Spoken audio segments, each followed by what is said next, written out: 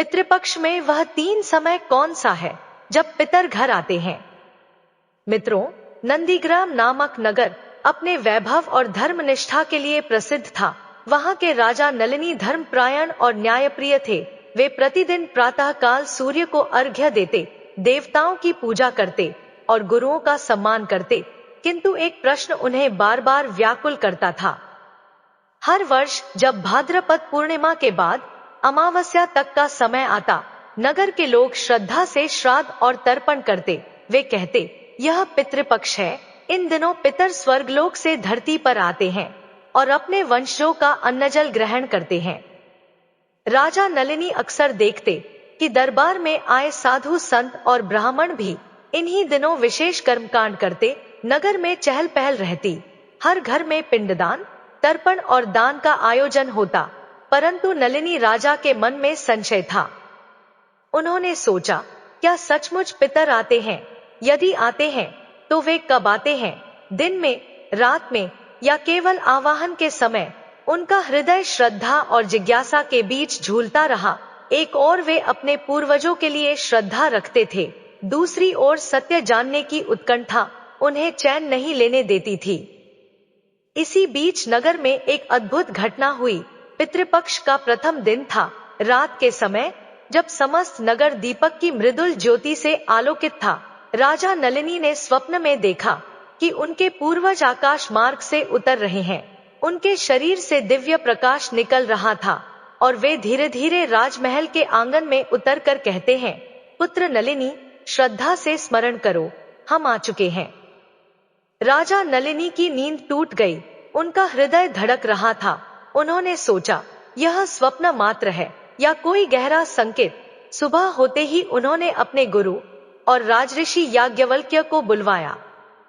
ऋषि को प्रणाम कर राजा नलिनी ने निवेदन किया, गुरुदेव, पितृपक्ष का समय आ गया है। लोग कहते हैं कि पितर आते हैं, परंतु वे कब आते हैं, कैसे आते हैं और किनसे प्रसन्न होते हैं, यह रहस्य मैं जानना चाहता हूँ।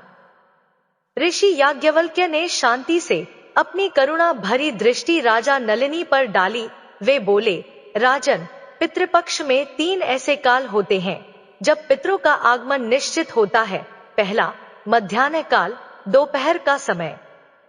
जब सूर्य आकाश के मध्य भाग में स्थित होता है, उस समय देवताओं और पितरों के लोकों के मार्ग खुल जाते हैं। पितर सूक्ष्म रूप से पृथ्वी पर उतरते हैं और अपने वंशजों द्वारा अर्पित अन्न, जल, तिल और कुश ग्रहण करते हैं। इसीलिए शास्त्रों में कहा गया है, श्राद्धम मध्याह्ने कर्तव्यम, अर्थात श्राद्ध दोपहर को ही करना चाहिए। दूसरा, रात्रिकाल। रात्रि का समय भी रहस्यमय होता है। जब चारों ओर मौन छा जाता है, तब पितर घर आंगन में आते हैं। वे देखते हैं कि उनके वंशज उन्हें याद करते हैं या नहीं। कभी वे स्वप्न में दर्शन देते हैं, कभी आंगन में हल्की आहट बनकर प्रकट होते हैं। यदि दीपक जलाकर स्मरण किया जाए तो वे प्रसन्न होकर आशीर्वाद देते हैं। तीसरा, आह्वान का क्षण। पितर समय से बंधे नहीं होते। जब भी कोई श्रद्धालु ओम पितृभ्यः स्वधा नमः कहकर श्रद्धा से जल अर्पित करता है, पितर तुरंत उपस्थित होकर उस आह्वान को स्वीकार करते हैं। उनके लिए श्रद्धा ही सबसे बड़ा सेतु है। धन संपत्ति या भव्यता नहीं, बल्कि सच्चा हृदय उन्हें आकर्षित करता है। ऋषि आगे बोले, राजन, पितरों का आना जाना केवल एक परंपरा नहीं है, बल्कि यह ऋण और कर्तव्य का चक्र है। देवताओं का ऋण यज्ञ से, ऋषियों का ऋण ज्ञान से और पितरों का ऋण श्राद्ध और तर्पण से चुकता होता है। जो अपने पितरों को स्मरण करता है, वह कुल को उज्ज्वल करता है। जो उन्हें भूल जाता है, उसके घर से सुख शांति धीरे धीरे लुप्त हो जाती है। राजा नलिनी ध्यान से सुन रहे थे। उनके हृदय में श्रद्धा उमड़ रही थी। उन्होंने विनम्रता से कहा, गुरुदेव, अब मैं समझ गया कि पितर केवल बीते हुए नहीं हैं, वे आज भी हमारे साथ हैं। हमारी हर आहुति को स्वीकारते हैं और हमारे कर्मों को देखते हैं। कृपया मुझे यह भी बताएं कि इन्हीं तीनों समय को अनुभव कैसे कर सकता हूँ। ऋषि मुस्कुराए और बोले, राजन, अनुभव का मार्ग श्रद्धा और आचरण से गुजरता है। तुम्हें दोपहर को विधिपूर्वक श्राद्ध करना होगा, रात को दीपक जलाकर पितरों का स्मरण करना होगा और श्रद्धा से आह्वान करना होगा। तब तुम स्वयं देखोगे कि पितर कैसे तुम्हें आशीर्वाद देने आते हैं। राजा नलिनी की आंखें चमक उठीं। उन्होंने प्रणाम कर संकल्प लिया, अब मैं केवल प्रश्न नहीं करूंगा बल्कि स्वयं अनुभव करूंगा। पितृपक्ष का दूसरा दिन था। सूरज की किरणें धीरे धीरे आकाश के मध्य भाग में पहुंचने लगी थी। राजमहल के प्रांगण में एक पवित्र वेदी सजाई गई थी। वेदी पर कुश की आसंदी बिछाई गई। तिल, जल, दूध, मधु और पकवानों से युक्त थाल रखे गए। पास ही एक सुवासित दीपक प्रज्वलित था। राजा नलिनी स्नान कर शुद्ध वस्त्र धारण किए, हाथ जोड़कर अपने गुरु महर्षि याज्ञवल्क्य के साथ वेदी पर बैठे। ऋषि ने शांत स्वर में कहा, राजन, यह वही समय है जिसे शास्त्रों ने मध्याह्न काल कहा है। इसी समय पितर अपने वंशजों की ओर खिंचते हुए आते हैं। तुम्हें श्रद्धा से आह्वान करना होगा। राजा नलिनी ने गंभीर भाव से तिल और कुश हाथ में लेकर मंत्रोच्चार किया। ओम पितृभ्यः स्वधा नमः, ओम पितामहेभ्यः स्वधा नमः, ओम प्रपितामहेभ्यः स्वधा नमः। जैसे ही यह उच्चारण हुआ, वातावरण में एक अद्भुत परिवर्तन होने लगा। हल्की सी शीतल हवा बहने लगी। दीपक की लौ बिना हवा के स्वयं डोल उठी और पक्षियों का कलरव एक क्षण के लिए मौन हो गया। राजा नलिनी ने अपने हृदय में एक विचित्र कंपन अनुभव किया। ऐसा प्रतीत हुआ मानो अदृश्य लोक से कोई शक्ति उनके समीप उतर रही हो।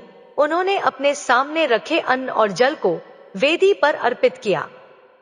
तर्पण करते समय उनकी आंखों से अश्रु बह निकले। उन्होंने भावपूर्ण स्वर में कहा, हे पितरों, मैं नलिनी आज आपकी संतति होकर आपको स्मरण करता हूँ।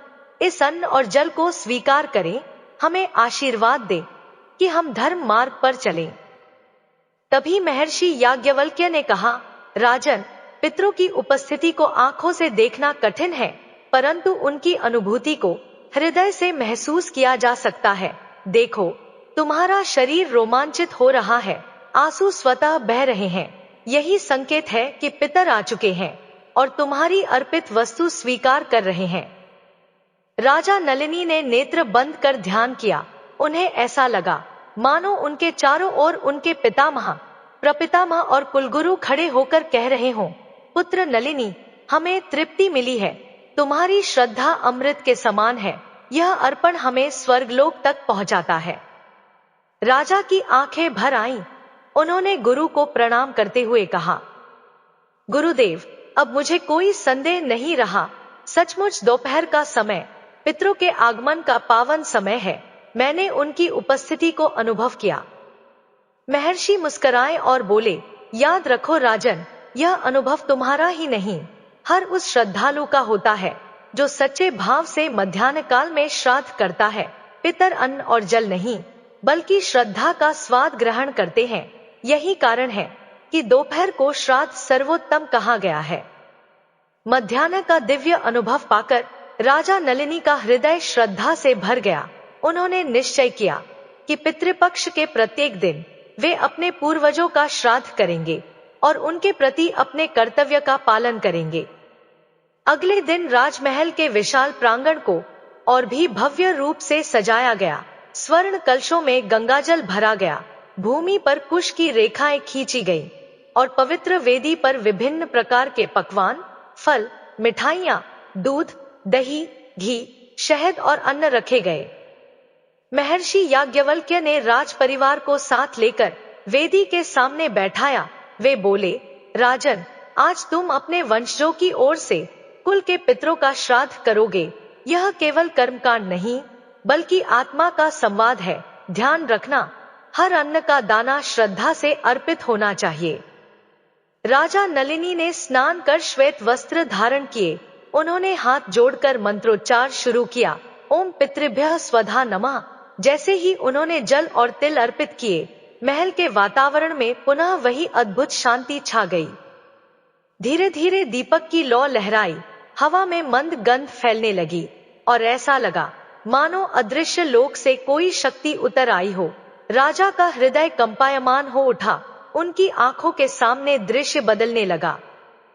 मानो उन्होंने अपने पितामह को देखा, जो दिव्य रूप से खड़े होकर कह रहे थे, पुत्र नलिनी, तुम्हारी श्रद्धा ने हमें तृप्त कर दिया। यह अन्न और जल सूक्ष्म रूप में हमारे लिए अमृत के समान है। फिर उनके प्रपितामह प्रकट हुए, जिन्होंने आशीर्वाद देते हुए कहा, स्मरण रखो पुत्र, हम केवल अर्पित अन्न से संतुष्ट नहीं होते, बल्कि तुम्हारी भावना और श्रद्धा से तृप्त होते हैं। तुम्हारे मन की निर्मलता ही हमें दिव्य आनंद देती है। राजा नलिनी ने आंसू भरी आंखों से अपने पितरों को प्रणाम किया। उन्होंने हाथ जोड़कर प्रार्थना की, हे पितरों, हमें आशीर्वाद दें कि हम धर्म मार्ग से विचलित ना हों। मेरे राज्य में सुख शांति बनी रहे और मेरी प्रजा सदैव समृद्ध हो। अचानक राजा ने अनुभव किया कि उनके चारों ओर एक अदृश्य प्रकाश फैल गया है। वह प्रकाश उनके शरीर और मन दोनों को स्निग्ध कर रहा था। महर्षि याज्ञवल्क्य ने शांत स्वर में कहा, राजन, तुम्हें जो प्रकाश दिखाई दे रहा है, वही पितरों का आशीर्वाद है। जब वे प्रसन्न होते हैं तो वंश में दीर्घायु, आरोग्य और समृद्धि प्रदान करते हैं। यही कारण है कि पितृपक्ष को आशीर्वाद का पर्व कहा गया है। श्राद्ध के अंत में राजा ने ब्राह्मणों को अन्न, वस्त्र और दक्षिणा देकर विदा किया। राजमहल का वातावरण दिव्यता से भर उठा था। राजा नलिनी ने पितृपक्ष के दिनों में मध्याह्नकालीन श्राद्ध का प्रत्यक्ष अनुभव कर लिया था। उनका मन अब शांत था, परंतु जिज्ञासा अभी भी शेष थी।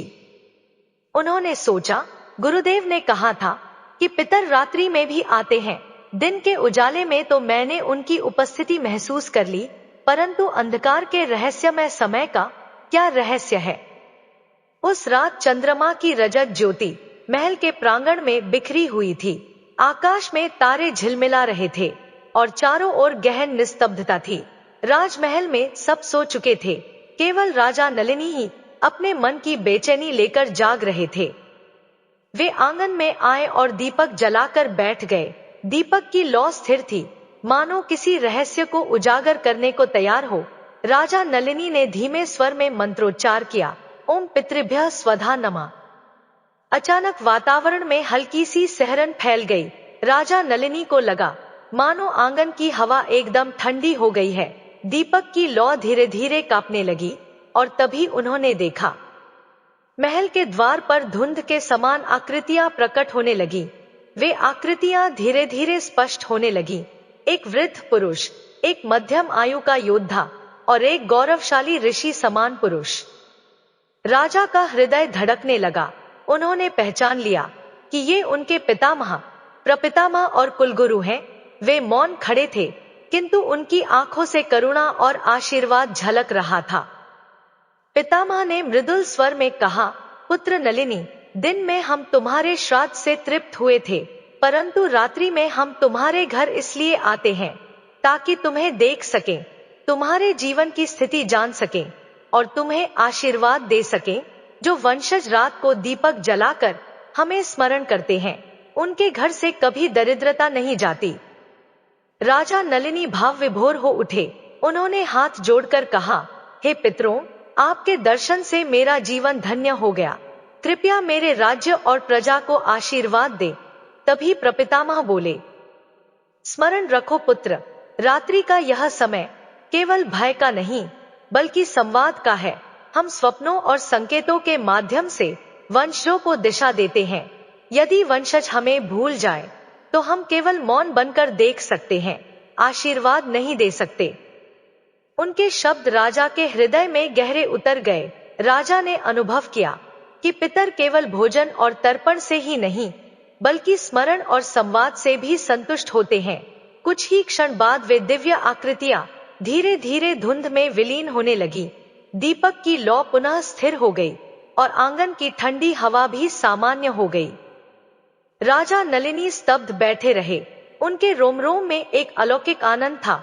उन्होंने मन ही मन निश्चय किया कि वे प्रतिदिन रात्रि को दीपक जलाकर पितरों का स्मरण करेंगे। सुबह होते ही वे गुरु याज्ञवल्क्य के पास पहुंचे और पूरी घटना सुनाई। रात्रि का रहस्यमय अनुभव पाकर राजा नलिनी का मन अब और भी उत्सुक हो गया था। वे पितरों की दिव्य उपस्थिति से अभिभूत थे, परंतु साथ ही यह सोचते थे, क्या पितर केवल अन्नजल और दीपक से प्रसन्न हो जाते हैं, या वे हमें जीवन के लिए कोई दिशा भी देते हैं। उस रात वे मन में यही विचार लिए सोए। धीरे धीरे उनकी चेतना नींद में विलीन हो गई और तभी एक अद्भुत स्वप्न प्रारंभ हुआ। राजा नलिनी ने देखा कि वे एक विशाल वन में खड़े हैं। चारों ओर घना अंधकार है और कहीं से मंद स्वर में कोई पुकार रहा है। वे धीरे धीरे उस दिशा में बढ़े। अचानक आकाश से एक प्रकाशपुंज उतरा और उसमें से 3 दिव्य पुरुष प्रकट हुए, वही उनके पितामह, प्रपितामह और कुलगुरु। पितामह ने आगे बढ़कर कहा, पुत्र नलिनी, दिन में हमने तुम्हारा अर्पण स्वीकार किया, रात में तुम्हारे घर आए और अब स्वप्न में तुम्हें शिक्षा देने आए हैं। स्मरण रखो, अन्नजल से हमें तृप्ति मिलती है, परंतु हमें सबसे अधिक तृप्ति तब मिलती है जब हमारी संतति धर्म पालन करती है। यदि वंशज अधर्म में पड़ जाए तो श्राद्ध का अन्न भी हमें अमृत नहीं लगता। फिर कुलगुरु ने गंभीर स्वर में कहा, राजन, तुम्हारा वंश तभी दीर्घकाल तक समृद्ध रहेगा जब तुम 3 नियमों का पालन करोगे। पहला, सत्य बोलना, दूसरा, धर्म की रक्षा करना और तीसरा, प्रजा के हित में कार्य करना। ये ही वे आहुति हैं जो हमें स्वर्गलोक में बल देती हैं। राजा नलिनी ने देखा कि उनके सामने आकाश में एक पुल प्रकट हुआ जो धरती से स्वर्गलोक तक जाता था। उस पुल पर अनेक आत्माएं चल रही थीं, कुछ प्रसन्न, कुछ दुखी। पितामह ने समझाया, देखो पुत्र, जो वंशज श्रद्धा से श्राद्ध करते हैं उनके पितर इस पुल को सरलता से पार कर जाते हैं और उन्हें स्वर्गलोक में उच्च स्थान मिलता है, किंतु जिनके वंशज उन्हें भूल जाते हैं वे आत्माएं यहाँ भटकती रहती है। राजा नलिनी का हृदय कांप उठा। उन्होंने हाथ जोड़कर कहा, हे पितरों, मैं वचन देता हूँ कि जीवन पर्यंत न केवल श्राद्ध करूंगा बल्कि धर्म मार्ग पर भी चलूंगा। मेरी प्रजा भी इस रहस्य को जान सके, इसके लिए मैं उन्हें शिक्षा दूंगा। जैसे ही राजा ने यह वचन दिया, वह प्रकाशपुंज और पितरों की आकृतियां धीरे धीरे आकाश में विलीन हो गई। राजा नलिनी की नींद टूट गई। वे पसीने से भींगे हुए थे, परंतु उनके हृदय में एक अद्भुत शांति थी। सुबह होते ही वे गुरु याज्ञवल्क्य के पास पहुंचे और स्वप्न का वर्णन किया। गुरु ने मुस्कुराकर कहा, राजन, यह केवल स्वप्न नहीं बल्कि पितरों का संकेत है। उन्होंने तुम्हें यह बताने के लिए यह दृश्य दिखाया कि श्राद्ध केवल कर्मकांड नहीं बल्कि धर्म पालन का स्मरण है। स्वप्न में पितरों का आना इस बात का प्रमाण है कि वे तुम्हारी श्रद्धा से प्रसन्न है। एक दिन राजा नलिनी ने महल के आंगन में कुशासन बिछाया, जल से अर्घ्य दिया और हाथ जोड़कर बोले, हे पितृगण, यदि आप सच्चे मन से आह्वान करने पर आते हैं तो आज मुझे इसका अनुभव अवश्य दीजिए। इतना कहते ही उन्होंने 3 बार ओम पितृभ्यः स्वधा नमः का उच्चारण किया। मंत्रोच्चारण होते ही वातावरण बदल गया। हल्की ठंडी हवा बहने लगी, दीपक की लौ स्थिर हो गई और चारों ओर एक अद्भुत शांति छा गई। राजा ने अनुभव किया कि उनके पास कोई अदृश्य शक्ति खड़ी है। फिर एक गंभीर और मधुर स्वर सुनाई दिया, पुत्र नलिनी, हम तुम्हारे आह्वान से ही यहाँ उपस्थित हुए हैं। श्राद्ध का नियम यही है कि श्रद्धा से पुकारो और हम तुरंत सूक्ष्म रूप में उपस्थित हो जाते हैं। राजा की आंखों से आंसू बहने लगे। उन्होंने हाथ जोड़कर कहा, तो क्या हर गृहस्थ जब तर्पण करता है तब आप वास्तव में आते हैं? स्वर ने उत्तर दिया, हाँ पुत्र, चाहे छोटा अर्पण हो या बड़ा भोज, हमारी दृष्टि केवल श्रद्धा पर होती है। तिल, कुश और जल की आहुति जब शुद्ध मन से दी जाती है तो हम अमृत की भांति उसे स्वीकार करते हैं, किंतु यदि मन अशुद्ध हो तो सोने के पर्वत से भरे थाल भी हमें तृप्त नहीं कर सकते। उस स्वर ने आगे कहा, पुकार की शक्ति अद्भुत है। जब संतान स्वधा मंत्र से जल अर्पित करती है तो पितर तुरंत उस आह्वान का उत्तर देते हैं। यदि कोई संतान भूल से भी अपने पितरों को ना पुकारे तो हम प्रतीक्षा करते हैं, शायद अगली पीढ़ी याद कर ले। यही कारण है कि श्राद्ध केवल कर्म नहीं बल्कि पीढ़ियों को जोड़ने वाली एक दिव्य कड़ी है। राजा नलिनी ने इस रहस्य को केवल अपने तक सीमित नहीं रखा, उन्होंने सभा बुलाई और सबको बताया। हे प्रजाजनों, जब भी आप अपने पितरों का आह्वान करें तो यह मत सोचो कि वे दूर स्वर्गलोक से चलकर आने में देर करेंगे। वे सूक्ष्म रूप में आपके पास उपस्थित हो जाते हैं। कभी तर्पण के जल को कम मत समझो, क्योंकि वही जल पितरों के लिए अमृत है। लोग यह सुनकर अभिभूत हो गए। कई गृहस्थों ने उसी दिन से नियमित तर्पण और पितरों का स्मरण करना आरंभ कर दिया। इस प्रकार राजा नलिनी ने अनुभव किया कि पितर किसी निश्चित स्थान पर बंधे नहीं रहते, वे श्रद्धा और आह्वान की ध्वनि से ही अपने वंशजों के पास पहुंच जाते हैं। और सबसे बड़ा सत्य यह है कि पुकार श्रद्धा से होनी चाहिए, ना कि दिखावे से। राजा नलिनी ने अनुभव कर लिया था कि पितर श्रद्धा के आह्वान से तुरंत आते हैं, परंतु उनके मन में एक और प्रश्न था, क्या पितर केवल अन्न और जल ही स्वीकार करते हैं या वे अपनी संतान के जीवन में कोई मार्गदर्शन और आशीर्वाद भी देते हैं। इस रहस्य को जानने का अवसर उन्हें बहुत शीघ्र ही प्राप्त हुआ। राज्य में एक वर्ष अकाल पड़ गया, वर्षा नहीं हुई, खेत सूख गए और प्रजा संकट में आ गई। राजा नलिनी दिन रात चिंतित रहते। वे सोचते थे कि यदि यह स्थिति लंबी हुई तो प्रजा भूख से त्रस्त हो जाएगी।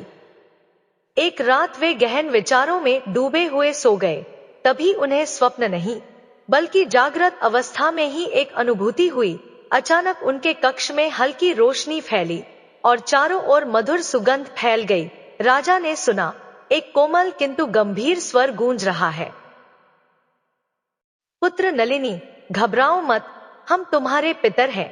यह अकाल प्रजा की परीक्षा है, किंतु तुम्हें एक उपाय बताना हमारा कर्तव्य है। यदि तुम गंगा तट पर जाकर पीपल वृक्ष के नीचे यज्ञ करोगे और वहां पितृगण को तर्पण दोगे तो वर्षा अवश्य होगी। राजा ने तुरंत यह संदेश स्वीकार किया और अगले दिन याज्ञवल्क्य ऋषि की अगुवाई में उस यज्ञ की तैयारी करवाई। यज्ञ प्रारंभ हुआ। राजा ने पितरों का आह्वान करते हुए अर्घ्य दिया। क्षण भर बाद आकाश में घने बादल घिर आए और तेज वर्षा होने लगी। सूखी हुई धरती हरियाली से भर गई और प्रजा में आनंद छा गया। लोग यह देखकर कहने लगे, हमारे राजा को स्वयं पितरों का आशीर्वाद प्राप्त है। यही कारण है कि संकट के समय भी राज्य सुरक्षित है। उस रात फिर राजा नलिनी को वही स्वर सुनाई दिया, पुत्र, यह मत समझो कि केवल तुम्हें ही आशीर्वाद मिलता है। हर संतान यदि श्रद्धा से पितरों को याद करे तो हम उसे अदृश्य रूप से मार्गदर्शन देते हैं। कभी सपनों के द्वारा, कभी अंतःकरण की प्रेरणा से और कभी किसी संत या गुरु के माध्यम से। हमारा उद्देश्य केवल इतना है कि हमारी संतान धर्म मार्ग से ना भटके और संकट से उबर सके। राजा नलिनी ने प्रजाजनों को यह रहस्य बताया। उन्होंने कहा, पितर केवल कर्मकांड के पात्र नहीं हैं, वे हमारे रक्षक भी हैं। उनकी आत्माएं हमारे चारों ओर हैं और उनका आशीर्वाद हर कठिन घड़ी में हमें संभालता है। यदि हम सच्चे मन से उनका स्मरण करें तो वे अदृश्य रूप से हमें मार्ग दिखाते हैं। यह सुनकर लोगों के हृदय में श्रद्धा और भी गहरी हो गई। अब वे श्राद्ध को केवल परंपरा नहीं बल्कि पितरों के आशीर्वाद का माध्यम मानने लगे। राजा नलिनी के राज्य में एक वैश्य परिवार रहता था। धनी संपन्न होने के बावजूद वे घमंडी और स्वार्थी थे। उस परिवार के मुखिया धनपाल ने कभी श्राद्ध या तर्पण नहीं किया। वह कहता, मरने के बाद कोई वापस नहीं आता, यह सब व्यर्थ के कर्मकांड है। उसकी पत्नी कई बार समझाती, पर धनपाल हंसकर टाल देता। धीरे धीरे अजीब घटनाएं होने लगी। घर के दीपक अपने आप बुझ जाते, अन्न के भंडार में अनचाहे कीड़े लग जाते और रात को किसी के रोने की आवाज सुनाई देती। धनपाल ने इसे संयोग मानकर नजरअंदाज किया, परंतु एक दिन उसका बड़ा बेटा बीमार पड़ा। वैद्य ने दवा दी पर कोई असर नहीं हुआ। रात में धनपाल ने स्वप्न देखा। उसमें उसके पितामह और परदादा खड़े थे। उनकी आंखों में आंसू थे और वे क्रोधित स्वर में बोले, अरे मूर्ख, तूने कभी हमें स्मरण नहीं किया। हमने तुझे धन संपत्ति दी, पर तू घमंड में डूब गया। क्या तुझे इतना भी बोध नहीं कि जिस वंश ने तुझे जन्म दिया उसी को भूलकर तू पाप कर रहा है? यदि अब भी नहीं सुधरा तो तेरा वंश संकट में पड़ जाएगा। धनपाल भयभीत होकर जाग उठा, उसका शरीर कांप रहा था। सुबह होते ही उसने राजा नलिनी से भेंट की और सारी बात बताई। राजा नलिनी ने गंभीर होकर कहा, धनपाल, पितरों का क्रोध बहुत भारी होता है। जब वंशज उन्हें भूल जाते हैं तो वे पहले संकेत देते हैं। यदि चेतावनी भी अनसुनी की जाए तो वंश में रोग, कलह और धनहानि होती है। अभी भी समय है, स्नान करके तर्पण करो, अन्न का दान दो और पितरों से क्षमा मांगो। धनपाल ने वैसा ही किया। आश्चर्य, उसके पुत्र की बीमारी धीरे धीरे ठीक होने लगी और घर की अशांति दूर हो गई। उस रात धनपाल को फिर स्वप्न आया। इस बार पितामह ने प्रसन्न होकर कहा, पुत्र, हम क्रोध करते हैं परंतु विनाश के लिए नहीं। हमारी चेतावनी तुम्हें धर्म मार्ग पर लाने के लिए होती है। याद रखो, पितृ भक्ति केवल हमारी शांति के लिए नहीं बल्कि तुम्हारे जीवन की रक्षा के लिए भी आवश्यक है। राजा नलिनी के राज्य में एक ब्राह्मण दंपति रहते थे, सुमति और उनकी पत्नी सुभद्रा। वे अत्यंत गरीब थे परंतु उनका मन पवित्र और श्रद्धा से भरा था। पितृपक्ष में वे प्रतिदिन नदी के तट पर जाते, कुश और तिल से तर्पण करते और जो भी थोड़ा बहुत अन्न होता उसका भाग पितरों को अर्पित करते। लोग उनका उपहास करते, इतने गरीब होकर भी श्राद्ध करते हो, इससे क्या मिलेगा? परंतु सुमति विनम्रता से उत्तर देते, पितरों का आशीर्वाद ही हमारी सबसे बड़ी संपत्ति है। धन आए या ना आए परंतु उनका आशीर्वाद मिलना आवश्यक है। एक दिन तर्पण करते समय सुमति ने देखा कि जल में उनकी छवि के पीछे एक दिव्य प्रकाश झिलमिला रहा है। सुभद्रा ने भी अनुभव किया कि कोई अदृश्य हाथ उनके सिर पर आशीर्वाद रख रहा है। उस रात उन्हें स्वप्न में उनके पितर प्रकट हुए और बोले, पुत्र, तुम्हारी श्रद्धा ने हमें तृप्त कर दिया।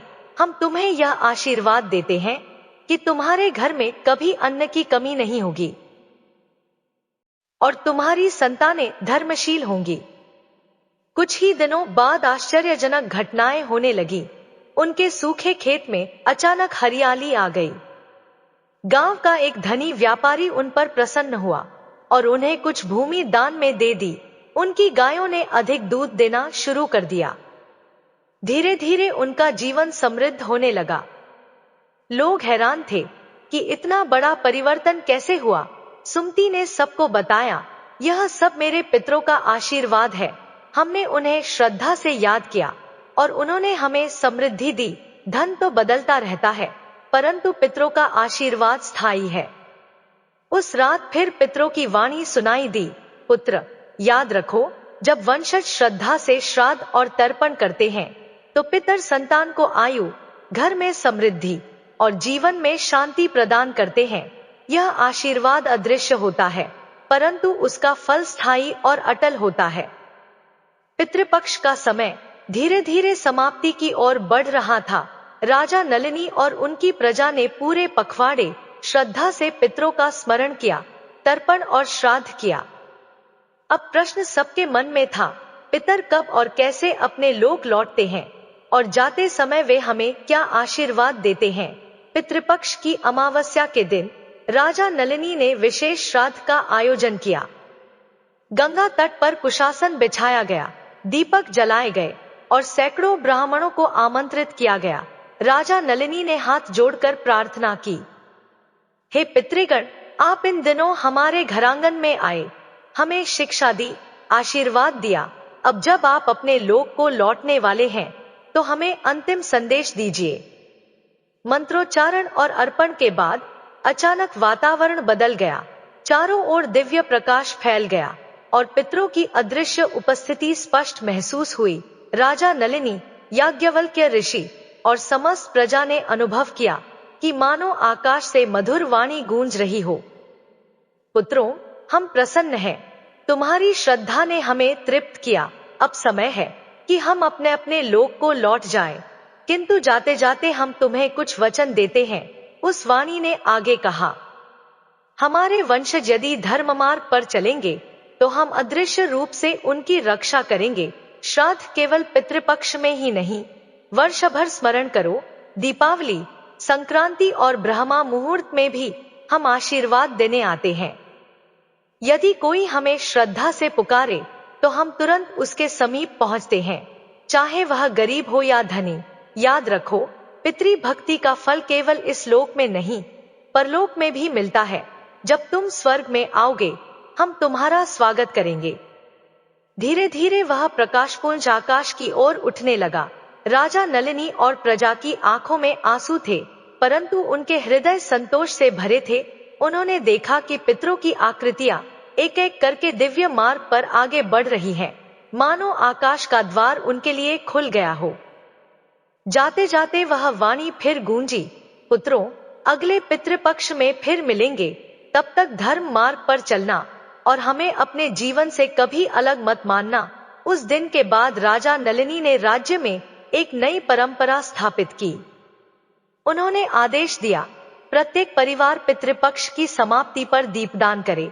वह दीप इस बात का प्रतीक होगा कि हमारे पितर लौट गए हैं, परंतु उनका प्रकाश हमारे जीवन में सदा बना रहेगा।